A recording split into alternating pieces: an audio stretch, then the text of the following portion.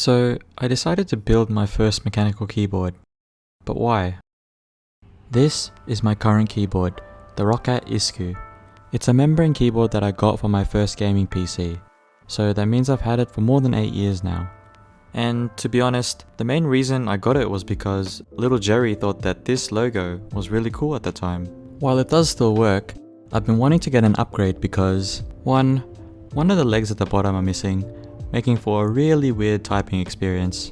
2, it takes up way more space on my desk than I'd like. And 3, I just wanted something new. I was originally thinking about buying a Corsair K65 Lux as my entry into the mechanical keyboard world. But then I thought, why don't I just make my own?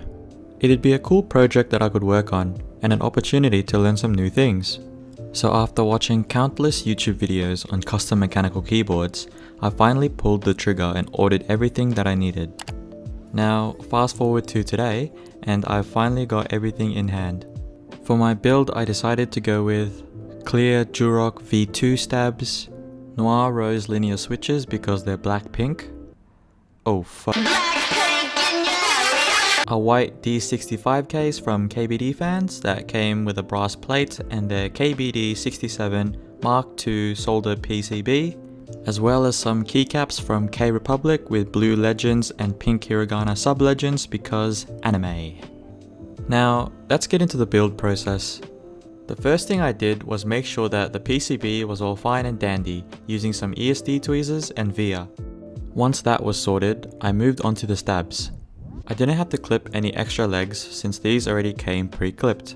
Using some Krytox 205G0 from Switch Keys, I lubed the housing and wire for each stab before putting them back together. To help dampen the sound on impact, I put a band-aid mod on the PCB before I finally screwed in the stabs. Now I didn't do it in the same sitting, but I did lube the Noir rose switches using 205G0 as well. I disassembled each and every switch, then lubed the stems, the springs, as well as the top and bottom housings, before putting them all back together. For comparison, here's what the switches sounded like before and after lubing.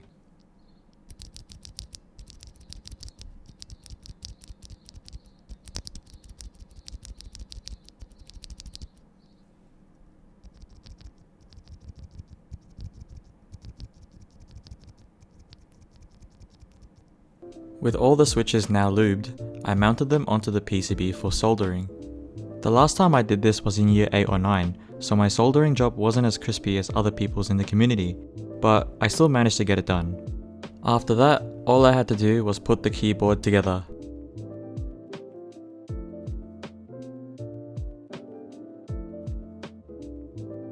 And voila, here it is basking in all its glory.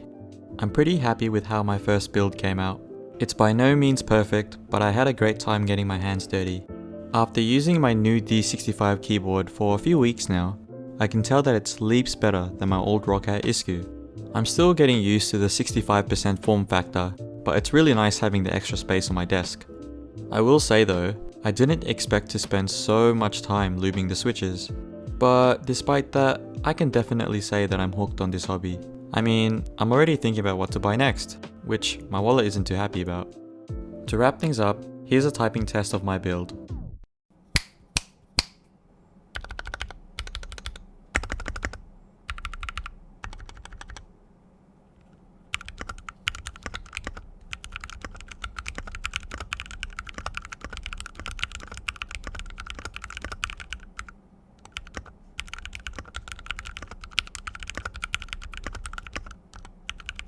And that's it for my video. Thanks for watching, and I'll catch you next time.